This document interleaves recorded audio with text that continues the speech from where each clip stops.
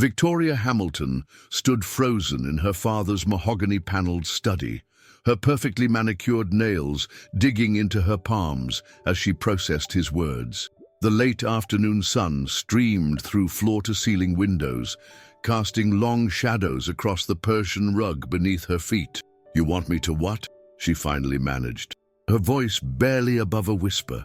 Charles Hamilton, CEO of Hamilton Industries, didn't look up from the document he was signing. His Mont Blanc pen scratched across the paper with deliberate strokes, each movement a reminder of the wealth and power he wielded so effortlessly. "You heard me perfectly well. Victoria, you're going to marry James Mitchell, the mechanic." The word fell from her lips like a curse. "Dad, this isn't the 1800s. You can't just arrange my marriage to prove some kind of point." Now Charles did look up, his steel-grey eyes meeting his daughter's identical ones. At 55, he cut an imposing figure, his silver hair and tailored suit projecting an aura of authority that had cowed countless business rivals. "Can't I?"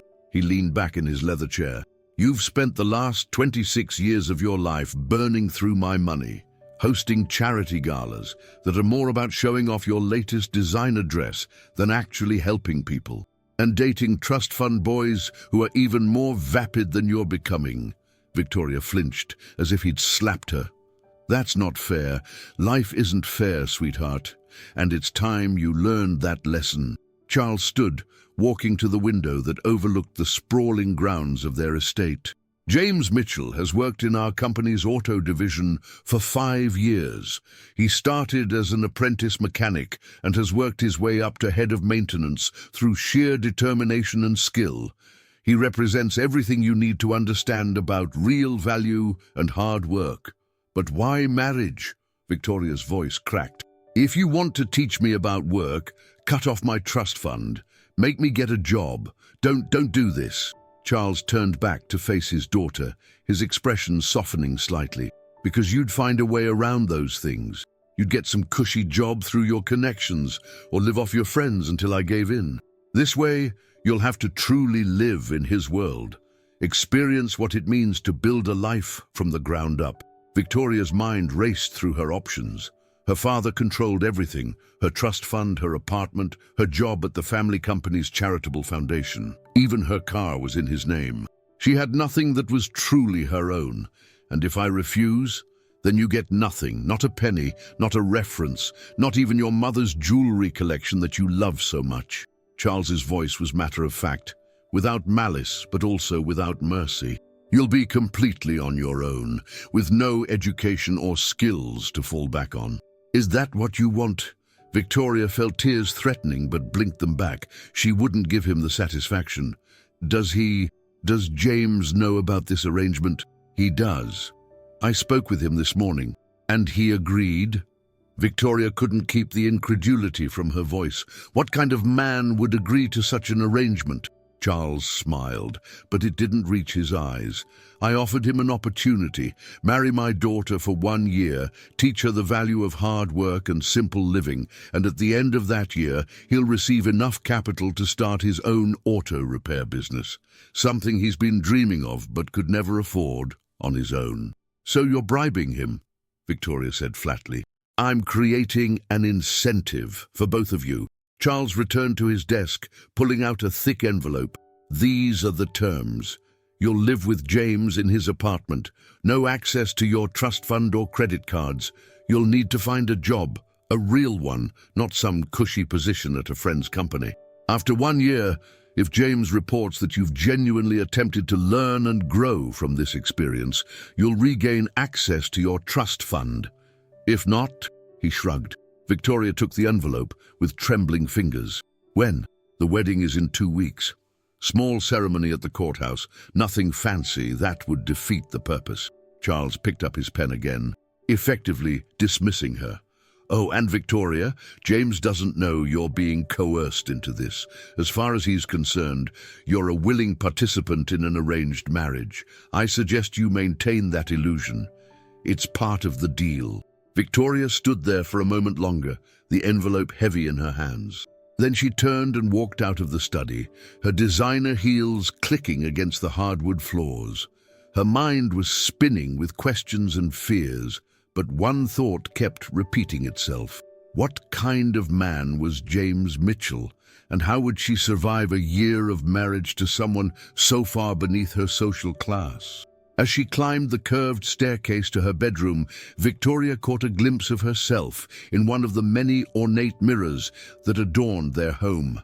Her reflection showed a woman she barely recognized, vulnerable, scared, and for the first time in her life, completely out of control. She had 2 weeks to prepare for a life she'd never imagined. 2 weeks before, she would become Mrs. James Mitchell, wife of a mechanic, stripped of everything she'd ever known or relied upon. The thought made her stomach turn, but beneath the fear and resentment, there was something else. A tiny spark of curiosity about the man who had agreed to this bizarre arrangement, and what he could possibly teach her about life, love, and the value of hard work. Little did Victoria know, this arranged marriage would challenge everything she thought she knew about wealth, happiness, and her own capacity for growth. The year ahead would transform her in ways she could never have imagined, starting with her first meeting with the man who would become her husband. Victoria's hands trembled as she pulled into the parking lot of Hamilton Industries maintenance facility. Her father had suggested she meet James before the wedding, though she suspected it was more command than suggestion. Her silver Mercedes looked absurdly out of place among the work trucks and modest sedans that filled the lot. The maintenance building was a stark contrast to the gleaming corporate headquarters where she usually spent her time organizing charity events. Here, the air was thick with the smell of oil and machinery, and the concrete floors were stained with years of automotive work. Victoria's Louboutin heels clicked awkwardly as she made her way through the facility, following the directions to James's workspace.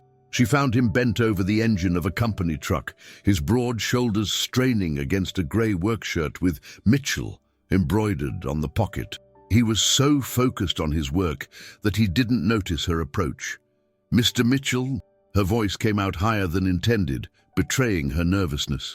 James straightened and turned, and Victoria's carefully prepared greeting died in her throat. He was younger than she'd expected, probably around her age, with dark hair and striking green eyes that assessed her with unexpected intelligence.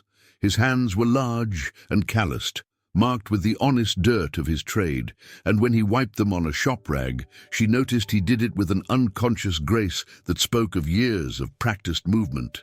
"Miss Hamilton." His voice was deep and clear, without the rough edge she'd somehow expected. "I was wondering when you'd show up." Victoria fought the urge to fidget with her designer purse. "I suppose we should talk about the arrangement." James's expression remained neutral, but something flickered in his eyes. "Follow me. We can talk in my office." His office turned out to be a small room off the main workshop, with a metal desk, filing cabinets, and walls covered in technical diagrams and certification papers. He gestured to a chair while leaning against his desk, crossing his arms over his chest. "Your father's proposal was unexpected," he said without preamble. "I'm curious why you agreed to it." Victoria's heart skipped a beat, remembering her father's warning about maintaining the illusion of willing participation. I believe in my father's wisdom," she managed, the lie tasting bitter on her tongue. "He thinks we could learn from each other." James's eyebrow rose slightly. "Learn from each other," he repeated. "And what exactly do you think you could learn from a mechanic?" The question caught her off guard. In her father's study, everything had seemed simple: survive a year, get her trust fund back. But facing James now, she realized how insulting this whole arrangement must seem to him. "I don't know," she admitted, surprising herself with her honesty. "But I'm willing to find out." Something in James's expression shifted, a subtle softening around his eyes. "At least you're honest about that." He uncrossed his arms, reaching for a folder on his desk. "Your father provided some details about the arrangement. We'll live in my apartment. You'll need to find work, and we'll maintain this marriage for 1 year." He paused, studying her face. "What he didn't explain is why he chose me specifically." Victoria shifted uncomfortably. He said, "You represent everything I need to learn about real value and hard work." James laughed, but there was no humor in it. "Is that what he told you?" He shook his head. "Miss Hamilton—" "Victoria," she interrupted. "If we're going to be married, even temporarily, you should call me Victoria." "Victoria," he amended. "I agreed to this arrangement for my own reasons, just as you did. Let's be clear about that. This isn't a fairy tale. And I'm not here to transform you into a better person. That's your job, if you choose to do it." His bluntness was refreshing, even if it stung. "And what are your reasons, Mr. Mitchell?" "James," he corrected with a slight smile, "and my reasons are my own, just as I assume yours are. What matters is that we both understand this is a business arrangement, nothing more." Victoria felt an unexpected twinge of something. Disappointment? Relief? She couldn't quite name it. "Of course, just business." James stood, indicating their meeting was coming to an end. "The wedding is in 12 days. I suggest you use that time to prepare yourself for a very different life than what you're used to. My apartment is small, I work long hours, and I won't change my lifestyle to accommodate your comfort." Victoria stood as well, squaring her shoulders. "I understand. Is there anything specific I should bring? Clothes you can work in, comfortable shoes, whatever personal items you need." He paused, then added, "Leave the designer labels behind. They won't serve any purpose where we're going." As Victoria turned to leave, James called after her, "One more thing, Victoria." She looked back to find him watching her with an unreadable expression. "I know this isn't what either of us dreamed of, but I promise you this. I'll treat you with respect as long as you do the same for me. Deal?" She nodded, unable to find words, and hurried out of the maintenance facility. In her car, she finally let out the breath she'd been holding. James Mitchell wasn't at all what she'd expected. He wasn't the rough, uneducated mechanic she'd imagined, nor was he the opportunist she'd feared. He was something else entirely. The next 12 days passed in a blur of preparations. Victoria donated most of her designer wardrobe to charity, keeping only a few special pieces hidden away at a friend's house. She bought simple clothes from stores she'd never set foot in before, each purchase feeling like another step away from her old life. The wedding day arrived with little fanfare. Victoria wore a simple white dress that cost less than one of her usual handbags, and James wore a clean, pressed suit that suggested this wasn't his first formal occasion. Her father attended with a satisfied smile, playing the role of proud parent for the courthouse staff, while Victoria fought to keep her hands from shaking as she signed the marriage certificate. James slipped a plain gold band onto her finger, his calloused hands surprisingly gentle. When the judge pronounced them husband and wife, Victoria felt the full weight of her new reality settle onto her shoulders. She was now Mrs. James Mitchell, and her year of living a completely different life had officially begun. As they left the courthouse, James helped her into his truck, a well-maintained but modest vehicle that represented everything about the life she was about to enter. The designer purse she'd carried into the courthouse now sat in a donation box, replaced by a simple leather bag that felt foreign in her hands. "Ready?" James asked, his voice gentle despite the firmness in his eyes. Victoria looked out the window at her father, who was already walking to his luxury car without a backward glance. "No," she answered honestly, "but I don't have a choice, do I?" James started the truck, and as they pulled away from the courthouse, Victoria watched her old life disappear in the side mirror.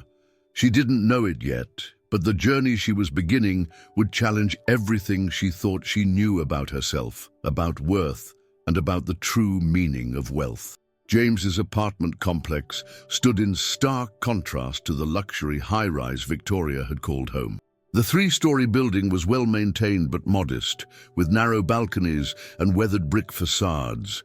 As James carried her single suitcase up to the third floor, the elevator was perpetually out of order, he explained. Victoria tried to quell the rising panic in her chest. The apartment itself was small but immaculately clean. A combined living room and kitchen area, one bedroom, and a bathroom that could barely fit 2 people. The furniture was simple but carefully chosen, and Victoria noticed small touches that spoke of James's character. Well-organized tools on a small workbench by the window, a bookshelf filled with both technical manuals and classic literature, and a few framed photographs of what appeared to be family. "It's not much," James said, setting down her suitcase.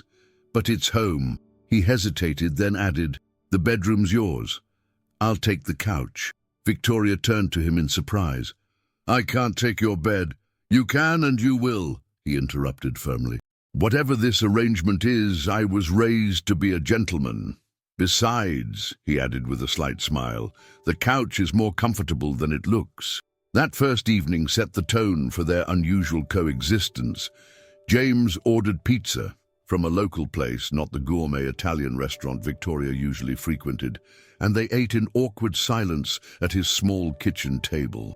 Victoria couldn't help noticing how he saved the leftover slices, carefully wrapping them in foil for future meals.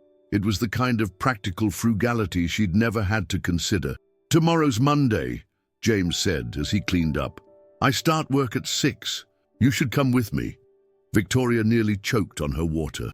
"At 6 in the morning?" "That's right." His expression was unreadable. "You need to find a job, and the sooner you start looking, the better. I can drop you off downtown on my way to work." The reality of her situation hit Victoria like a physical blow. She actually had to find a job, a real job, not the ceremonial position she'd held at her father's company. She had no resume, no real skills, and no idea where to even begin. The next morning came too early, the pre-dawn darkness feeling alien and hostile. Victoria dressed in her new, normal clothes, simple black pants and a blue blouse that cost less than her usual moisturizer. James was already up making coffee in the kitchen. He handed her a travel mug without asking if she wanted one. "There's oatmeal on the stove if you're hungry." Victoria stared at the plain oatmeal, remembering her usual breakfast of artisanal coffee and organic pastries. "I'm fine," she said quietly. The drive to downtown was silent, broken only by the soft sound of talk radio discussing local news. Victoria watched the city wake up around them, seeing it from a completely different perspective. The early morning workers, the delivery trucks, the busy coffee shops serving people rushing to their jobs. It was a world she'd never really noticed before. James pulled up to a curb downtown. "Good luck," he said simply. "Text me if you need anything. I put my number in your phone last night." Victoria stepped out onto the sidewalk, clutching her new purse like a shield. She watched James's truck disappear into the morning traffic, leaving her alone for the first time in this unfamiliar version of her life. The next 8 hours were a lesson in humility. Victoria walked from business to business, asking about job openings. Most places wanted a resume she didn't have or experience she couldn't claim. Some didn't even bother to look up from their phones as they dismissed her. By late afternoon, her feet were aching in her sensible new shoes, and her confidence was thoroughly shattered.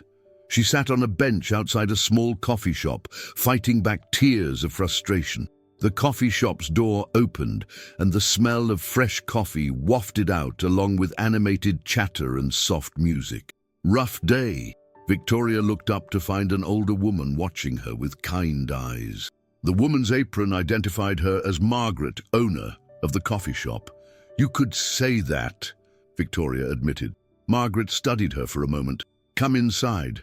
Let me buy you a coffee." Over a perfectly made latte, which, Victoria had to admit, rivaled her usual 8 artisanal drinks, Margaret listened as Victoria carefully edited her story. She explained that she was starting over, looking for work for the first time, trying to build a new life. "Everyone has to start somewhere," Margaret said thoughtfully. "Tell you what, I need help with the morning rush. Hours are early, 5:30 a.m. to 2 p.m. Pay is modest to start, but you'll get tips. And I'll teach you everything you need to know. Interested?" Victoria found herself nodding before she could think too hard about it. The idea of serving coffee to people seemed beneath her old self, but her old self hadn't managed to find a single job opportunity all day. "Good," Margaret smiled. "Come in tomorrow at 5:30. Wear comfortable shoes and be ready to work hard. This isn't an easy job, but if you're willing to learn, I'm willing to teach." That evening, when James picked her up at their agreed meeting spot, Victoria was exhausted, but felt a strange sense of accomplishment. "I found a job," she announced as she climbed into his truck. At a coffee shop, James glanced at her, something like approval flickering in his eyes. "Margaret's place? Good choice. She's tough but fair. You know her? Best coffee in the city," he shrugged. "And she's good people, works hard, treats her employees right." They drove in silence for a while before Victoria gathered her courage to ask, "Do you think I can do it? Work in a coffee shop?" James was quiet for so long, she thought he wouldn't answer. Finally, he said, "I think you can do anything you set your mind to, Victoria. The question is, are you willing to set your mind to it?" That night, as Victoria lay in James's bed, which smelled faintly of motor oil and something uniquely him, she thought about his question. Her whole life, she'd never really had to try at anything. Everything had been handed to her, arranged for her, made easy for her. Now, for the first time, she was facing a genuine challenge. The alarm was set for 4:45 a.m., and as Victoria drifted off to sleep, she made a decision. She would prove to herself, to James, and to her father that she could do this. She would learn to make coffee, to work hard, to live simply. And maybe, just maybe, she would learn something about herself in the process. What she didn't expect was how James would begin to factor into her transformation, or how his presence in her life would challenge everything she thought she knew about worth, value, and love. 3 months into her new life, Victoria barely recognized herself. Her hands, once perfectly manicured, now bore small burns from steam wands and coffee stains that wouldn't quite wash away. She moved with confidence behind the espresso bar, calling out drink orders and remembering regular customers' names and preferences. The early mornings had become routine, and she found herself appreciating the quiet moments before dawn when she and Margaret would prep for the day ahead. But it was the changes in her relationship with James that surprised her most. They had fallen into an unexpected rhythm at home. James would cook dinner most nights, simple but delicious meals that he'd learned from his mother, while Victoria cleaned up afterward. They shared comfortable silences and increasingly meaningful conversations. She learned about his dream of owning his own garage, not just for the money, but because he wanted to create a place where people could get honest work done at fair prices. One evening, as they sat on their small balcony sharing a modest bottle of wine, James asked, "Do you miss it? Your old life?" Victoria considered the question carefully. "Parts of it," she admitted, "but not as much as I thought I would." She took a sip of wine, gathering her thoughts. "It's strange. I used to think I needed all those things. The designer clothes, the fancy restaurants, the expensive lifestyle. Now I realize how empty it all was." James studied her face in the fading light. "And what fills that emptiness now?" "Purpose, I think. When I make someone's coffee perfectly, or remember their name, or just make their day a little better, it feels real in a way that hosting charity galas never did." A small smile played at the corners of James's mouth. "You've changed. Is that a good thing?" "That depends on you," he replied, his green eyes intense. "Do you think it's a good thing?" Before Victoria could answer, her phone buzzed with a text. It was from her father, the first contact since the wedding. "Dinner tomorrow night. Both of you. 7 p.m. Non-negotiable." Victoria's stomach churned. She hadn't set foot in her father's world since starting this new life, and the thought of returning now filled her with anxiety. James read the message over her shoulder. "We don't have to go." "Yes, we do," Victoria sighed. "He'll just keep pushing until we do." The next evening, Victoria found herself back in the mansion she'd once called home. She wore one of her simpler outfits, a black dress from a department store, but held her head high as she and James were led to the formal dining room. Charles Hamilton sat at the head of the table, every inch the powerful CEO. His new wife, Sophia, sat to his right, dripping in jewelry that probably cost more than James made in a year. "Victoria, darling," Sophia cooed, her smile not reaching her eyes. "How quaint you look. And this must be your mechanic? My husband, Victoria corrected firmly, surprising herself with the steel in her voice. James Mitchell. Dinner was an exercise in passive-aggressive warfare. Sophia made thinly veiled comments about Victoria's charming new job, while Charles interrogated James about his business plans and financial goals. Victoria watched with growing admiration as James handled each question with quiet dignity and intelligence. Then Sophia went too far. Really, Charles, she said, swirling her wine, I think this little experiment has proven its point. Victoria's learned her lesson about appreciating her privileges. Surely it's time to end this charade and bring her back to where she belongs. And where exactly do you think I belong? Victoria asked quietly. Darling, look at you, playing at being a barista, living in that tiny apartment. It's beneath you. You're a Hamilton. Victoria set down her fork with deliberate care. No, Sophia. For the first time in my life, I'm exactly where I belong. I'm doing work that matters, even if it's just making coffee. I'm living honestly, paying my own way, and learning what it means to earn respect instead of buying it. She turned to her father. Is that what you wanted, Dad? For me to learn these lessons? Well, congratulations, I have. But here's what you didn't expect. I'm happier now than I ever was in this world of shallow luxury and empty gestures. Charles's expression was unreadable. And what about you, James? Ready to collect your payout and end this arrangement? Victoria's heart stopped. She hadn't allowed herself to think about the end of their year, about losing James and this life she'd built. The thought was unexpectedly painful. James calmly set down his napkin. Mr. Hamilton, when you proposed this arrangement, you offered me enough money to start my own business. It was a dream come true. But sitting here now, I realize something. He looked at Victoria, his eyes soft. Some dreams change. Some things are worth more than money. Victoria felt tears pricking at her eyes. Before she could speak, a commotion erupted from the foyer. Raised voices, hurried footsteps, and then the dining room doors burst open. Thomas Weber, her father's VP of operations, stood there looking panicked. Mr. Hamilton, sir, we have a situation. The media, they've gotten hold of some information about the pension fund. Charles Hamilton's face went pale. What information? Everything, sir. The misappropriation, the cover-up, it's all about to break. The FBI is involved. Victoria watched as her father's carefully constructed world began to crumble. The man who had orchestrated her entire life as a lesson in humility was about to learn his own lesson about pride and consequences. What happened next would test not only Victoria's newfound strength, but also the genuine nature of her relationship with James. As her father's empire teetered on the brink of collapse, Victoria would have to decide where she truly belonged and who she truly wanted to be. The following weeks tested Victoria in ways she never imagined. Her father's scandal dominated the news. Charles Hamilton, respected CEO, accused of embezzling millions from employee pension funds. The empire he'd built, the legacy he'd been so proud of, was crumbling beneath the weight of his own greed.